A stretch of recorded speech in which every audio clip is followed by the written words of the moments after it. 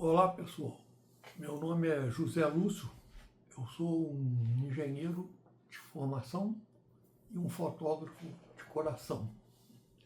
A minha vida foi sempre permeada com isso, a fotografia sempre fez parte da minha vida.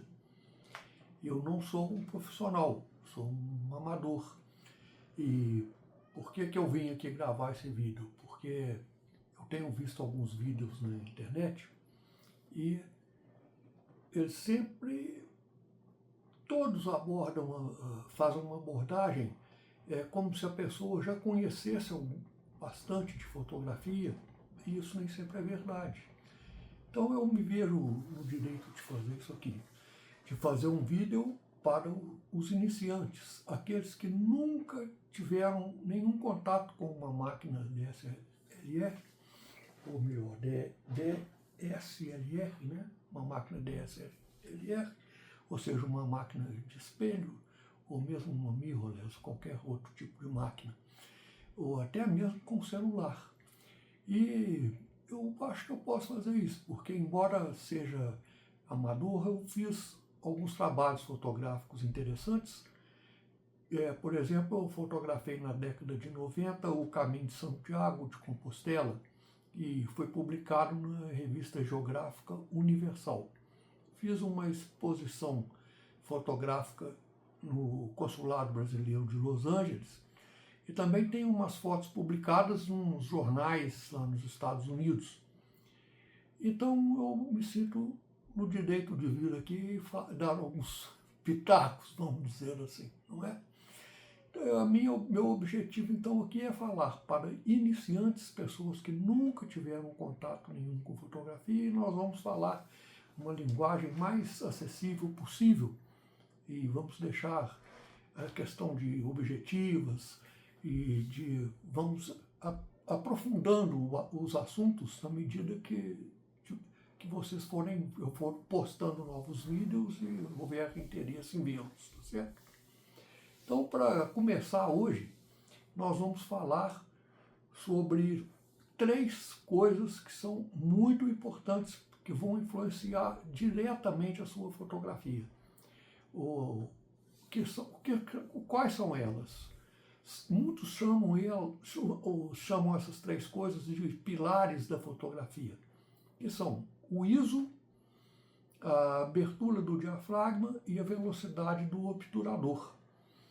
O que é o diafragma? O diafragma é um conjunto de paletas que tem na lente, que algumas têm 7 paletas, outras têm mais, que formam que você pode abrir essas paletas ou fechá-las, ficando com um buraquinho muito pequenininho, que seria uma abertura de 22 na abertura do diafragma, ou quando você abre mais, o número diminui, seria uma abertura de 1.8, 1.4. Né? Como que isso influencia a foto? Quanto mais aberto tiver o diafragma, mais luz vai entrar. Né? E quanto mais fechado, menos luz vai entrar. Essas três coisas, que são os 3 pilares, estão interligados. Você vai trabalhar sempre com eles em conjunto, porque um influencia, tem diretamente nos outros 2. Se você mexer num, você tem que alterar os outros 2. E o que é o ISO? O ISO é a sensibilidade à luz. Então, se você aumenta o ISO, você está aumentando a sensibilidade à luz. E se você diminui o ISO, você está diminuindo a sensibilidade à luz. Né? Quando você quer fazer uma foto num local muito escuro, você pode aumentar o ISO. Algumas máquinas hoje vão mais do que ISO 20.000, 30.000, 40.000, 50.000. E antigamente, quando se fotografava com filmes, o ISO máximo era em torno de 1.000. E a abertura, e o que é o obturador? O obturador é um conjunto de cortinas, umas cortininhas que tem dentro da máquina, que abrem e fecham na velocidade que você determinar lá na máquina. Essas velocidades são sempre frações de segundo. As máquinas modernas vão de 2 segundos até 6 milésimos de segundo, 4 milésimos de segundo. Então, se você vê lá, coloca 60, por exemplo, lá na sua velocidade, você, na verdade, está colocando 1 dividido por 60 segundos, ou seja, 60 avos de segundo, né? Que é uma velocidade bem rápida. A velocidade, quando é 30, ou seja, 30 avos, ou seja, 30 avos de segundo, 1 dividido por 30, ela já é considerada instantânea, mas ela tem ela para alguns pequenos movimentos, mas tem um pequeno problema, que é, se você vai fotografar pessoas, por exemplo, se a pessoa mexe com o braço assim na hora que você fotografa, vai sair borrado, né? E se você usa 60 para cima, 60 você já vai conseguir parar movimentos corriqueiros dos seres humanos, né? Se você usar uma velocidade 100, 125 para cima, quer dizer, 1 dividido por 125 de segundo, né? Que é muito rápido. Aí você já pode fotografar, por exemplo, uma criança correndo ou coisas desse tipo. Se você usar 1 milésimo de segundo ou 1 dividido por 2.000 de segundo, você vai conseguir parar uma hélice de avião que estiver rodando ou fotografando uma corrida, por exemplo, a roda do carro vai sair parada. Vai parar. Essas velocidades muito altas são usadas principalmente em esportes, né? E você vai poder fazer um combo de velocidade, abertura do diafragma e ISO. Como que isso funciona?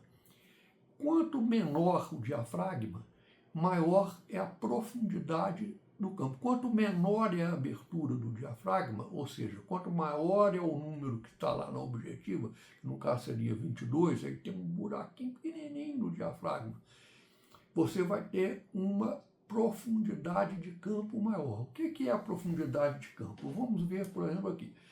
Profundidade de campo é isso. Ó. Se eu colocar essa caneta aqui e quiser que saia o fundo, que eu saia nítido, eu vou ter uma profundidade de campo que permita que eu saia nítido. Então, que aquele computador lá no fundo também saia nítido. E se eu quiser o fundo desfocado, só quiser que apareça a minha pessoa na fotografia, o que eu vou fazer? Eu vou usar uma abertura de diafragma com um número baixo, que vai abrir mais a lente, por exemplo, 1.4 ou 1.8, né? Vai entrar muita luz. E como que eu regulo isso? Às vezes, se eu não tiver uma condição de colocar uma abertura 22 para pegar todo o campo de visão, quer dizer, com uma enorme profundidade de campo, se a luz não permitir isso, eu posso aumentar o ISO. Aumento o ISO, que aí eu posso usar uma abertura de diafragma pequenininha, né? Ou então o contrário, se eu precisar aumentar, que eu quiser uma fotografia desfocada, com fundo desfocado, eu tenho que abrir a objetiva toda. Então, para fazer isso, às vezes tem muita luz. Então, o que eu vou fazer? Diminuir o ISO. Vou colocar um tipo ISO 100 para poder fazer uma fotografia assim. Quanto menor for o ISO, se você quer uma fotografia super nítida, você vai usar um ISO baixo e uma pequena abertura na lente. E aí você vai ter o máximo de nitidez possível, não é? Nós vamos falar aqui